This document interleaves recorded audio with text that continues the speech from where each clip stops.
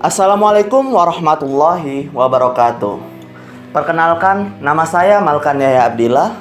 Saya adalah anggota dari kelompok 3. Kali ini saya ingin menjelaskan tentang apa sih yang dimaksud harga keseimbangan. Baik, harga keseimbangan adalah harga yang terbentuk akibat dari penyesuaian antara permintaan dan juga penawaran. Tinggi rendahnya harga terjadi akibat kesepakatan antara produsen dan juga konsumen. Dalam kurva dapat terjadi titik temu antara kurva permintaan dan kurva penawaran. Harga keseimbangan adalah proses produsen dan konsumen sama-sama tidak menambah atau mengurangi hasil konsumsi yang untuk dijual kepada konsumen atau produsen tersebut. Jika harga lebih rendah dari harga keseimbangan, maka akan terjadi kelebihan permintaan karena permintaan akan meningkat dan penawaran akan berkurang. Sedangkan jika harga lebih tinggi dari harga keseimbangan, maka akan terjadi kelebihan penawaran karena penawaran akan meningkat dan permintaan akan berkurang. Jadi intinya harga keseimbangan adalah harga yang tercapai karena produsen dan juga konsumen tidak ingin menambah ataupun juga mengurangi jumlah yang ingin dikonsumsi ataupun juga dijual.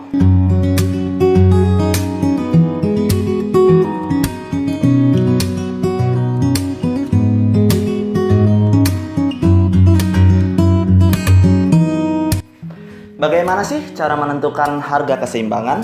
Menentukan harga keseimbangan dapat dilakukan dengan 3 cara, yaitu dengan menggunakan tabel, grafik, dan juga dapat menggunakan rumus matematis. Pertama, menggunakan tabel.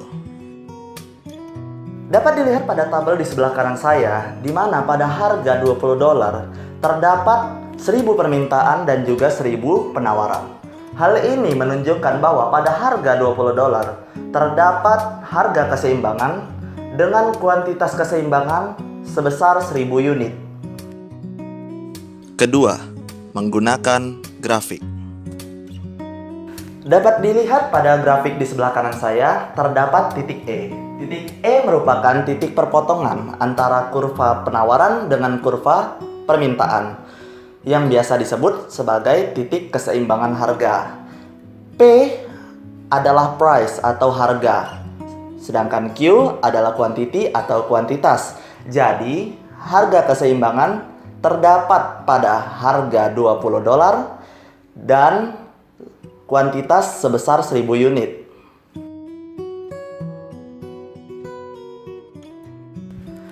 Jika harga lebih rendah dari harga keseimbangan, maka akan menyebabkan kelebihan permintaan. Dapat kita lihat pada harga $10. Jumlah barang yang diminta sebesar 1500 unit dan jumlah barang yang dia tawarkan hanya sebesar 750 unit.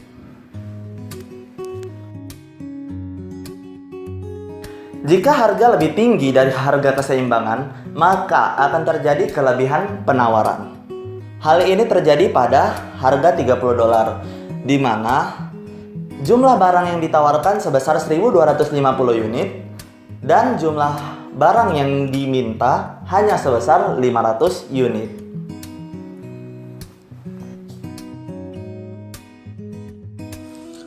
Ketiga, menggunakan rumus matematis.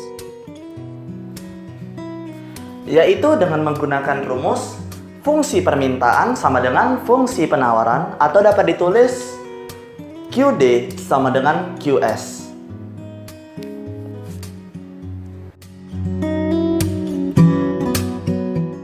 Assalamualaikum warahmatullahi wabarakatuh. Perkenalkan, nama saya Ayu Widya Stuti Rafisa dari kelas Manajemen 2F UIN Sumatera Utara. Saya adalah salah satu anggota kelompok 3, di mana kami mendapat bagian untuk pembahasan mengenai harga keseimbangan. Di sini saya akan menjelaskan sub pokok dari harga keseimbangan, yaitu kelebihan permintaan. kelebihan permintaan akan mengakibatkan kekurangannya barang persediaan. Nah, hal ini terjadi bila mana kuantitas penawaran pasar lebih tinggi dari kuantitas produk yang ditawarkan. Bila mana permintaan ini tidak terregulasi, maka akan berakibat dengan kenaikan harga yang signifikan maupun tidak.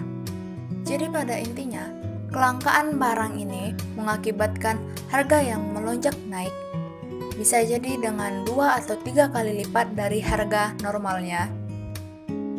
Kita bisa mengambil contoh dari apa yang terjadi di masyarakat dunia saat ini, yaitu dengan menyebarnya virus corona, maka kelangkaan masker, hand sanitizer, tisu basah, obat-obatan, vitamin, dan alat-alat medis lainnya menjadi begitu langka dan begitu dibutuhkan.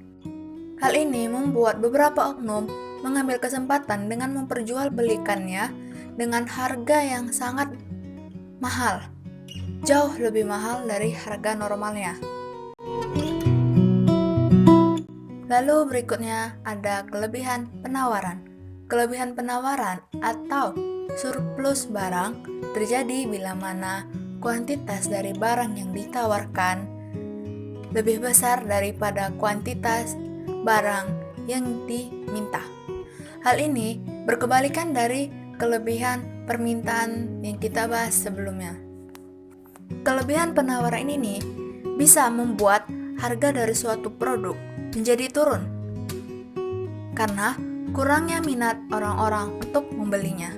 Sebagai contoh, sebuah perusahaan mobil memproduksi mobil-mobilnya dalam jumlah yang banyak. Namun, tidak disangka bahwa mobil-mobilnya tersebut tidak begitu laku di pasaran.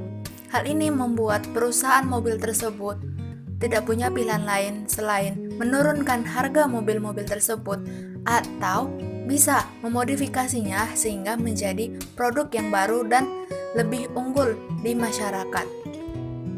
Dari 2 pembahasan yang sudah kita bahas sebelumnya, kita dapat menarik sebuah kesimpulan.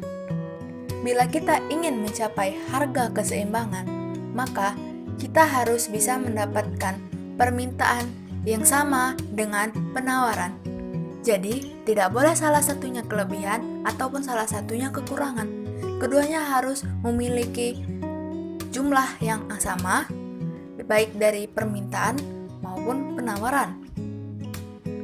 Bila kedua ini tidak tercapai, maka harga keseimbangan tidak akan tercapai pula.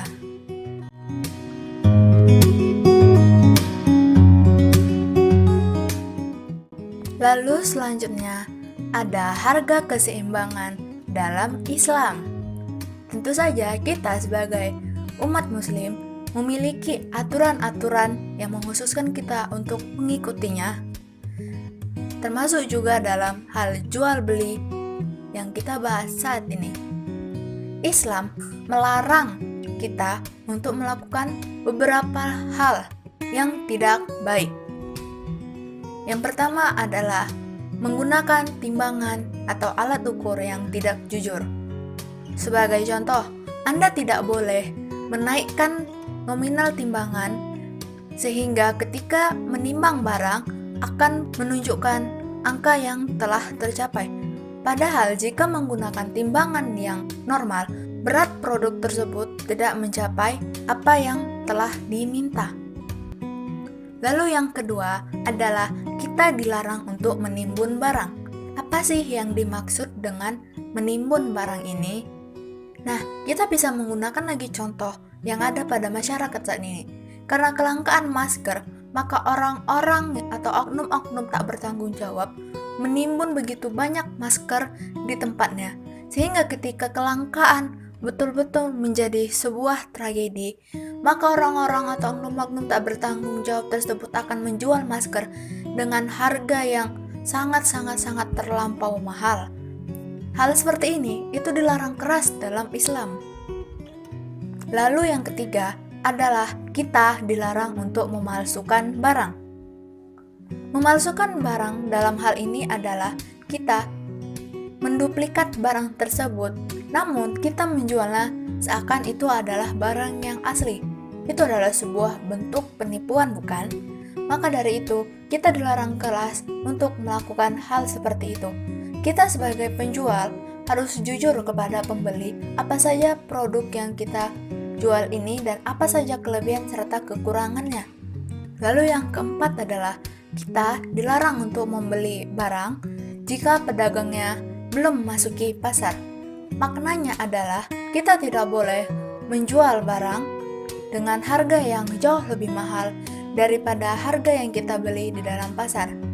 Di sini kita harus jujur dengan menjual dengan harga yang sama ketika kita membeli barang tersebut. Tidak boleh mengambil keuntungan yang terlampau besar. Lalu yang kelima adalah kita tidak boleh menyuruh orang untuk memuji-muji barang kita dan menjelek-jelekkan barang orang lain. Itu perilaku yang sama saja dengan tidak jujur dan menyebarkan fitnah serta menjatuhkan usaha orang lain. Kita sebagai umat muslim, jika berdagang harus sama-sama jujur dan merangkul pedagang lainnya. Tidak boleh saling menjatuhkan, itu perbuatan yang sangat tidak terpuji. Jadi, dalam Islam, kita diatur dengan sungguh-sungguh bagaimana metode jual dan beli yang sudah dipraktekkan dari zaman ke zaman. Perdagangan dalam menurut Islam ini adalah kita harus jujur kepada pembeli yang membeli barang kita tentang apa sih keunggulan produk kita. Kita juga tidak boleh menjatuhkan usaha orang karena rezeki sudah diatur masing-masing oleh Allah Subhanahu wa taala. Sekian, terima kasih. Terima kasih atas perhatian Anda. Mohon maaf bila mana ada kesalahan kata atau kurangnya penjelasan dari saya. Wabillahi taufiq wal hidayah.